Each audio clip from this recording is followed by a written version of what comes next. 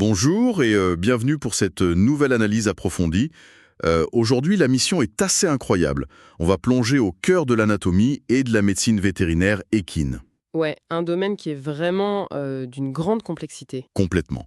Le but aujourd'hui, c'est de rendre tout ça très visuel et parfaitement clair pour ceux qui nous écoutent. Les notes cliniques que nous allons explorer se concentrent spécifiquement sur les blessures lombaires et pelviennes chez les chevaux. C'est ça, des documents vétérinaires à la base très techniques. Voilà, très technique. Plutôt que de faire une simple lecture de données, un peu rébarbative, l'objectif c'est de traduire cette biomécanique en un voyage à l'intérieur de l'ingénierie d'un athlète de 500 kilos. Un bel athlète, oui. Il s'agit de soulever le capot de cette machine surpuissante pour comprendre comment ces engrenages biologiques s'articulent et surtout ce qui se passe quand la mécanique cède. Ok, décortiquons ça. Par où commencer quand on observe l'architecture d'un tel animal? Le point de départ le plus pertinent anatomiquement, c'est de se concentrer sur le véritable moteur de cette structure. Le moteur principal? Exactement, la charnière lombo-sacrée. En termes de biomécanique équine, c'est vraiment la zone de transmission par excellence. C'est l'endroit où le dos rejoint l'arrière-tronc en fait. C'est là que la colonne vertébrale lombaire rencontre le sacrum et le bassin. Et cette région est unique parce qu'elle combine la plus grande capacité de flexion de la colonne avec le rôle de support de force principal pour tout le train postérieur. Donc c'est une région cruciale. Crucial tout particulièrement dans des disciplines comme le saut d'obstacle. Toute l'énergie cinétique générée par les membres postérieurs pour propulser une demi-tonne au-dessus d'un obstacle, elle doit transiter par cette jonction précise. Ah oui, je vois. Toute la puissance passe par ce petit point de pivot. Voilà. Mais cette concentration de puissance pose un défi diagnostique majeur pour les cliniciens. Le problème fondamental, en fait, c'est la couverture musculaire massive qui enveloppe la croupe, le bassin et les membres postérieurs. Ouais, c'est l'équivalent d'essayer d'inspecter les composants internes d'un moteur de grosse cylindrée qui serait scellé sous un blindage épais. C'est une excellente image. Chez un cheval adulte, cette masse musculaire rend la palpation profonde des os du bassin pratiquement impossible. On ne peut pas appuyer simplement avec les doigts pour localiser précisément l'origine d'une douleur profonde ou palper une fissure osseuse. Non, l'obstacle tissulaire est beaucoup trop dense. Le clinicien perd son outil de diagnostic le plus basique, le toucher direct de la structure lésée. Ce qui est quand même la base en médecine. Bah oui. Ce qui est fascinant ici, c'est la façon dont cette contrainte oblige l'examen clinique à devenir un véritable travail d'investigation indirecte. Comme un travail de détective, quoi. Complètement. Puisque l'accès direct aux structures pelviennes est bloqué, il faut chercher des répercussions périphériques. L'examen se concentre alors sur des structures plus superficielles, mais intimement liées, notamment le longissimus dorsi. Le grand muscle du dos. C'est le muscle le plus long et le plus puissant du dos du cheval. Il fonctionne un peu comme le câble principal d'un pont suspendu. Il s'étend du sacrum jusqu'aux vertèbres cervicales. D'accord. Donc en palpant ce muscle avec précision, ainsi que ses insertions ligamentaires, on cherche quoi exactement?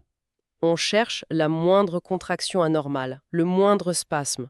Une réaction vive à ce niveau, c'est souvent l'écho d'une douleur beaucoup plus profonde, située dans la structure osseuse ou articulaire juste en dessous.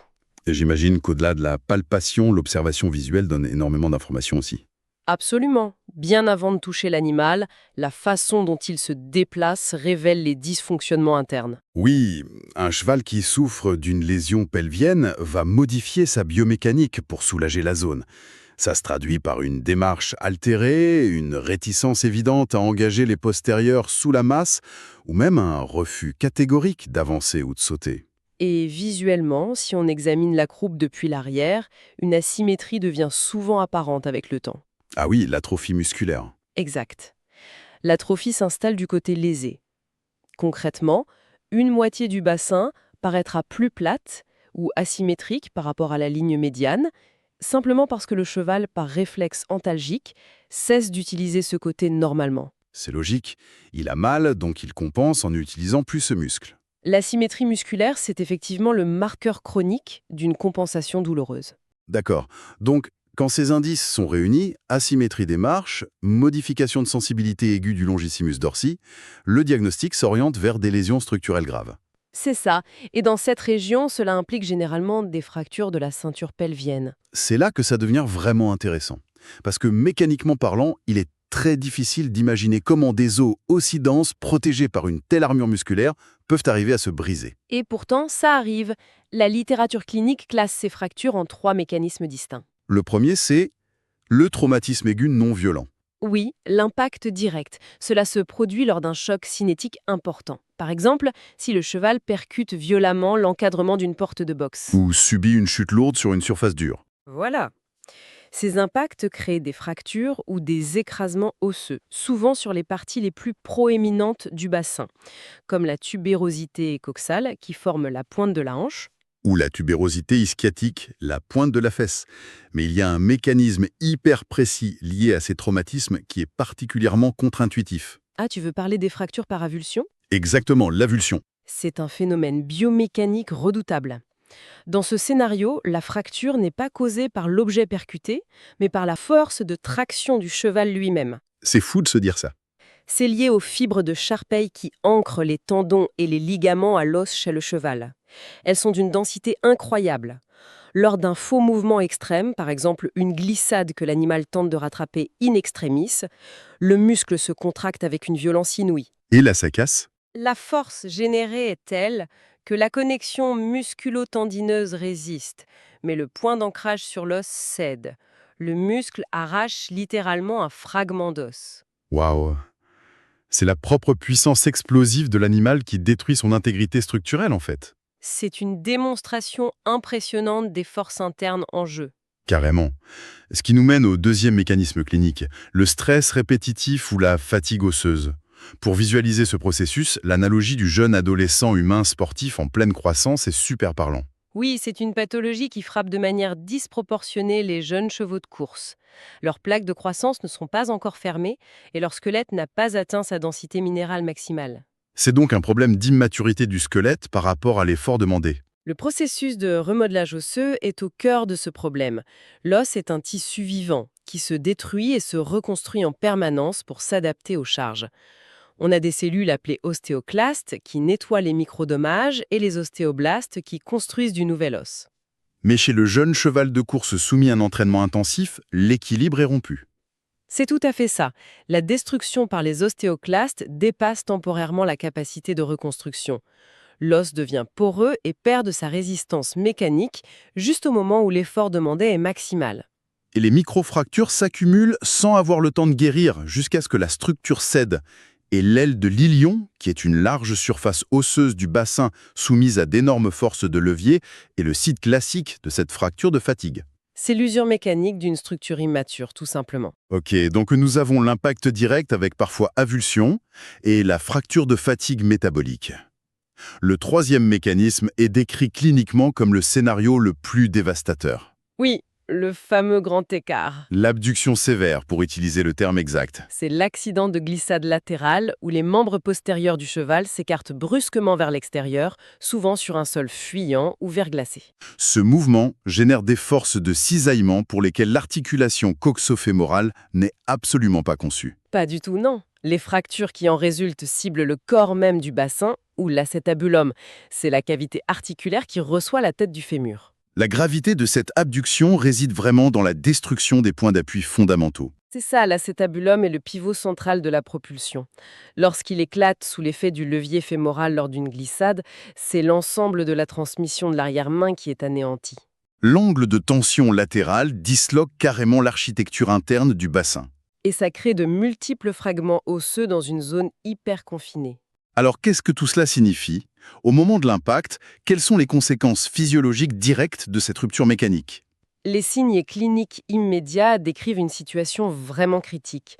On observe une douleur suraiguë, un gonflement rapide des tissus profonds et une claudication du plus haut grade.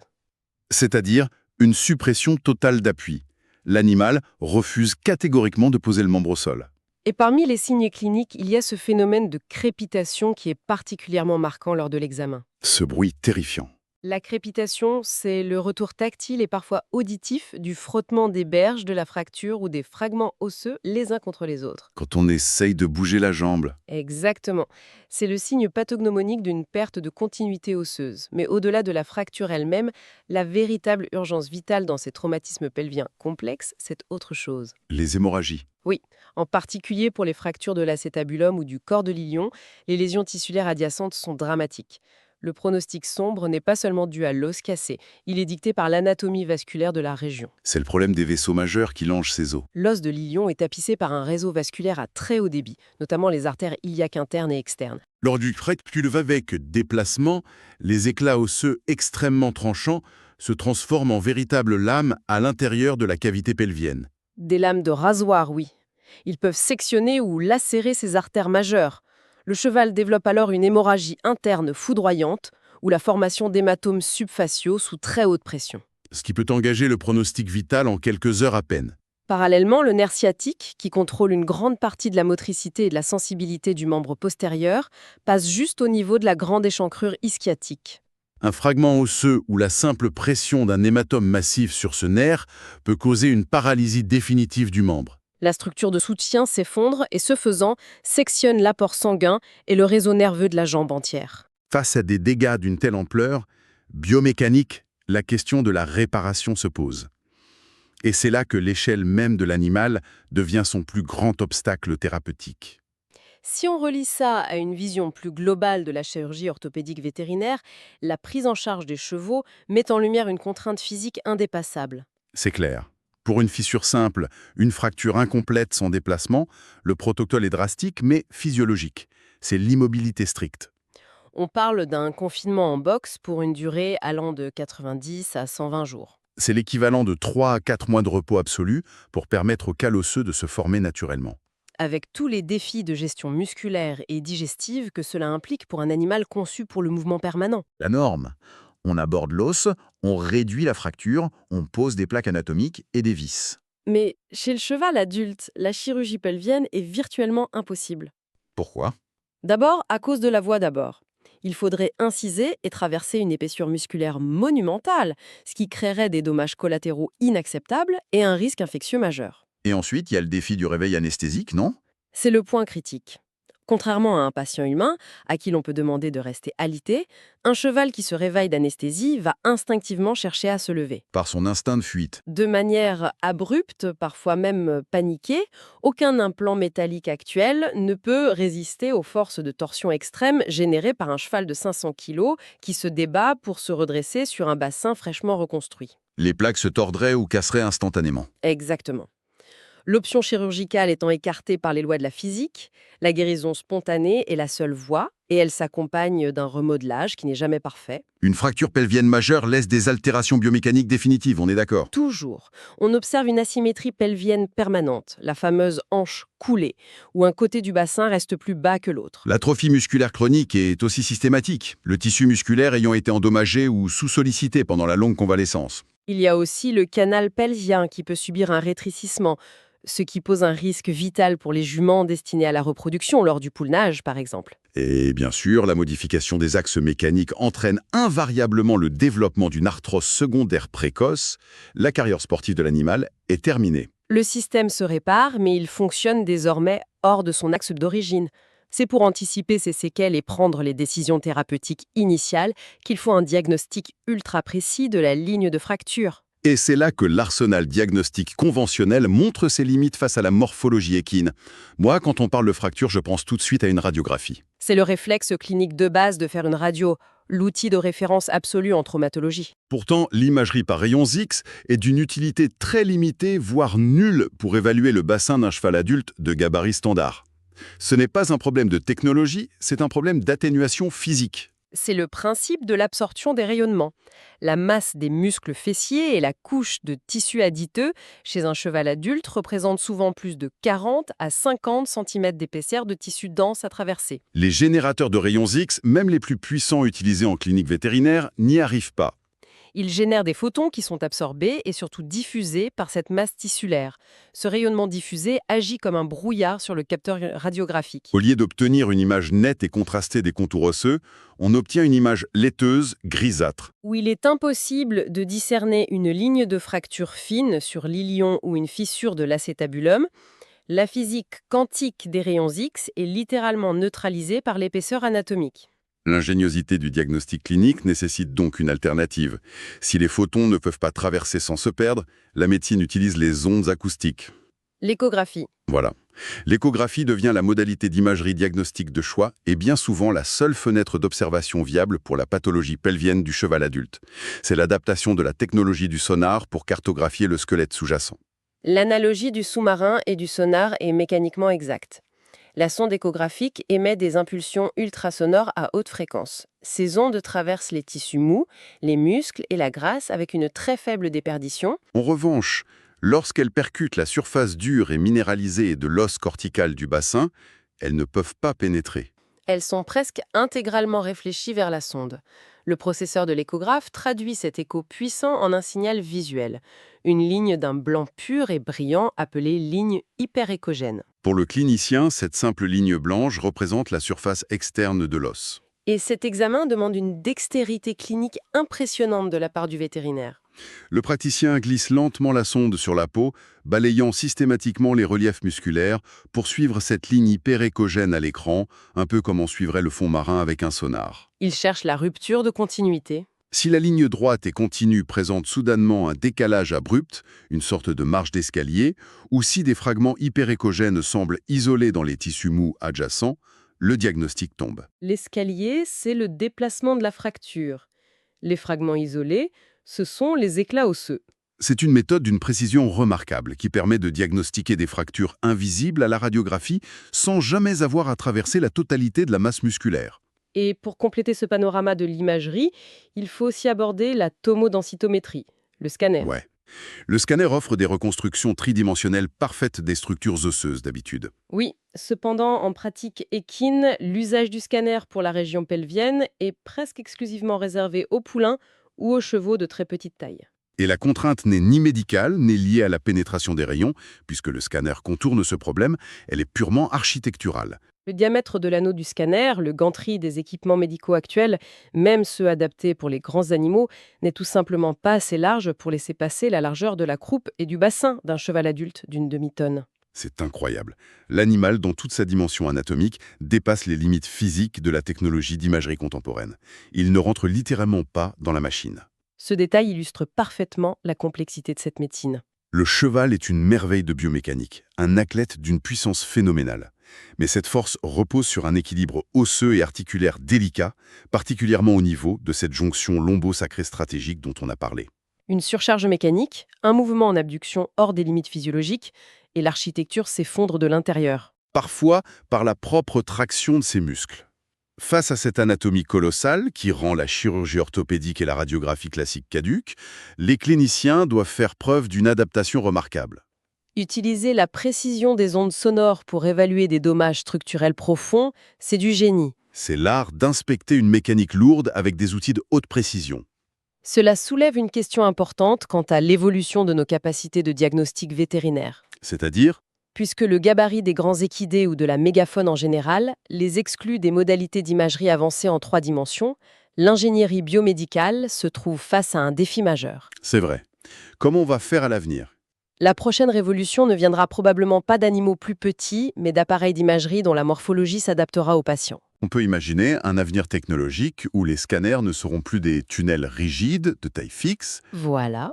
des systèmes robotisés ouverts, flexibles, capables de se mouvoir autour des mensurations exceptionnelles de ces animaux.